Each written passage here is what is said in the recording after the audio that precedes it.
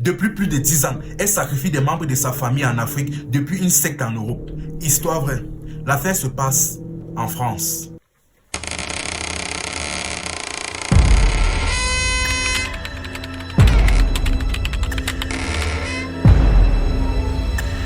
Déjà, voici une famille au Congo. Depuis déjà plus de 10 ans, chaque année, il y a au moins 3 membres de la famille qui tombent malades et décèdent de manière mystérieuse. Minimum 3 personnes décèdent dans la famille. Mais on ne sait pas pourquoi et on n'arrive pas à expliquer ce phénomène. Déjà, voici la femme en question. Ici, on va l'appeler Vanessa. Depuis plus de 10 ans que la jeune femme est partie en Europe. Chaque année, ça arrive occasionnellement de faire de divers dépôts, cadeaux à sa famille. Mais depuis ces mêmes 10 ans-là, chaque année, il y a 3 membres de la famille, minimum 3 membres de la famille qui tombent malades mystérieusement et décèdent. Maintenant, tout le monde au début se disait que non, peut-être c'est un hasard, c'est une coïncidence. Parce que des décès, il y en a tous les jours.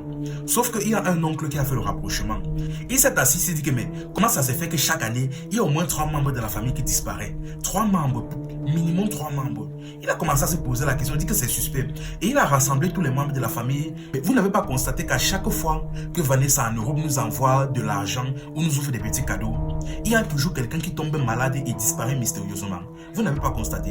Je ne suis sûr de rien, mais pour l'instant là, je voudrais que nous fassions un test. Je voudrais que pendant les 2 mois qui suivent, tous les cadeaux qu'elle nous envoie, on refuse. On refuse tout dépôt d'elle. On n'utilise pas son argent.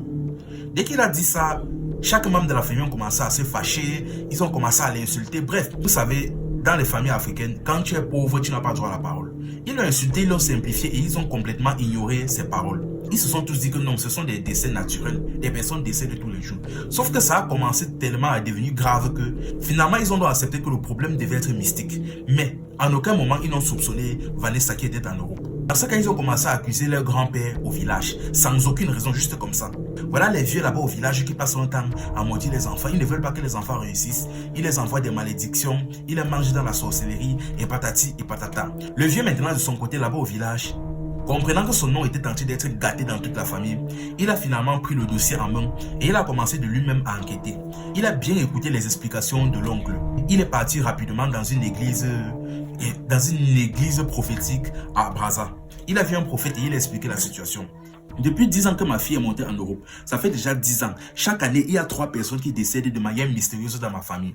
Et chaque année, c'est toujours le même chiffre, 3 personnes qui décèdent. Ils tombent malades de la même maladie et ils décèdent tout subitement, de la même manière. Chaque année, 3 personnes. Actuellement là, mes amis et ma famille ont commencé à mettre tout ça sur mon dos. Et franchement, je suis dépassé.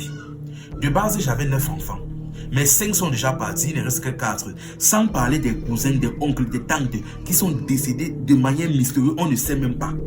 Actuellement, la famille a commencé à être franchement réduite et mes enfants ont commencé à rejeter la faute sur moi. Donc, je ne sais pas si tu peux m'expliquer la situation.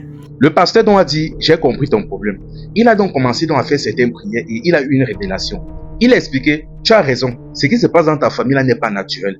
En réalité, il y a quelqu'un dans ta famille qui est en train de vendre votre famille. Et la personne en question n'est pas au pays, il est à l'étranger, plus précisément en Europe. Là donc, le grand-père s'est rappelé des paroles que l'oncle lui avait dit. Depuis 10 ans que son autre fille est partie en Europe. Chaque année, elle envoie des cadeaux à des membres de la famille. Après avoir reçu ces cadeaux, il tombe malade et décède mystérieusement. Le pasteur lui a dit, vas-tu faire venir chaque membre de ta famille ici. Je vais moi-même leur expliquer personnellement la situation et on va faire des prières. Chose dit, chose faite. Il est rentré à la maison, il a fait une réunion familiale, il a convoqué tout le monde. Ils sont partis devant le prophète en question. Le prophète les a expliqué la situation.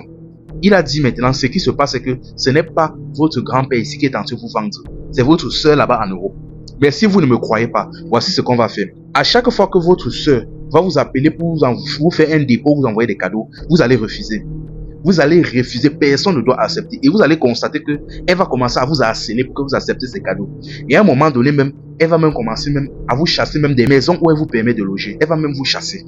Tous les terrains qui lui appartiennent, elle va vous chasser de ces terrains. Vous allez constater. Chose dit, chose faite. Quelques temps plus tard, après avoir laissé le marabout, après avoir laissé le pasteur, quelques temps plus tard, Vanessa en Europe a appelé une de ses sœurs au pays. Dit allô, c'est comment? Il dit que oui, je vais bien. Il dit que bon, là, je t'appelle, je vais te faire un petit dépôt là. Elle dit que non, je n'ai pas besoin de dépôt. On peut simplement causer, après on se laisse. Elle a voulu insister là, il dit que non, je n'ai pas besoin de dépôt. Elle a dit que ok, elle a coupé l'appel. Elle a appelé un autre oncle, il dit que oncle, c'est comment? Il dit que ok, c'est tout ton même numéro là, non, je vais te faire un petit dépôt. Il dit que non, j'ai pas besoin de dépôt. Là, j'ai pas besoin d'argent, il n'y a pas de problème, je me porte bien. Elle a voulu insister L'oncle a refusé. Elle a commencé à faire le tour de tous les membres de la famille pour les proposer de leur donner de l'argent, de leur faire des dépôts. Mais tout le monde a refusé. Là, elle a commencé à les harceler, insister pour qu'ils acceptent son argent. Là, ils ont compris exactement ce que le pasteur avait dit. Plus tard, étant en colère maintenant, elle a envoyé des huissiers chasser tous les membres de sa famille des maisons où ils logeaient. Parce que oui, le terrain l'appartenait. Elle les a tous chassés des terrains. Là maintenant, le grand-père a sorti son téléphone, il a appelé Vanessa en Europe. Il dit: Vanessa, là tu as décidé de nous chasser de la maison. Il n'y a pas de problème.